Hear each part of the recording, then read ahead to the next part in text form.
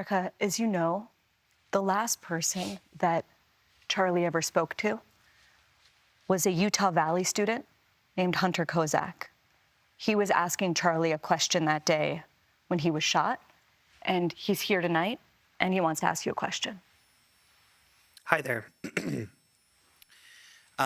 Erika, I want to tell you how much I appreciate your calls for peace and unity, and I'm likewise horrified by the people in my so-called camp who were cheering about Charlie's murder. I believe that they stoke the flames of violence. But even worse is when powerful, influential people on either side of the aisle stoke the flames. When they do it, the flames can become an inferno. And this leads me to Donald Trump, the most powerful and influential person on earth, who has more responsibility than anyone else to put the flames out. Just last month, President Trump called on 6 Democratic lawmakers to be tried for sedition, which he clarified was punishable by death. He then reposted a simple message: hang them.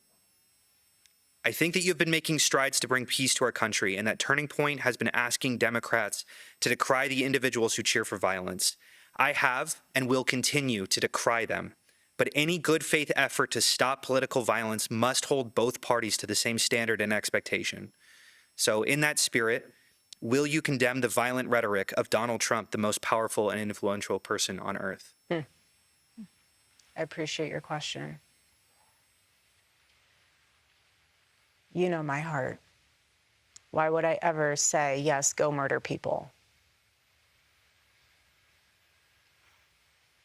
This is so much deeper than just one. I understand your sentiment. I do. But this is also so much deeper than just one person. This starts at the home, okay? This starts with family.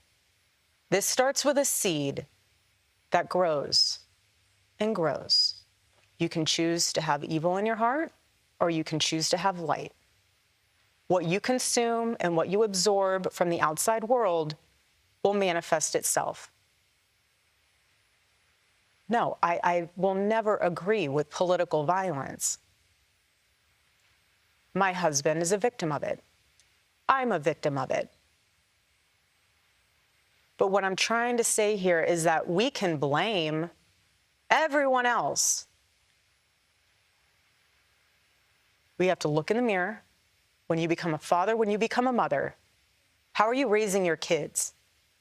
Are you taking responsibility, or are you giving them a device and saying, go down that rabbit hole?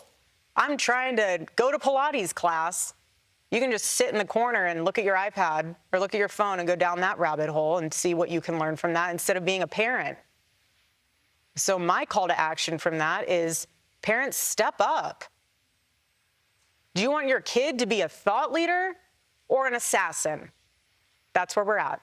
Do you think our political leaders have a responsibility to turn the temperature down right now?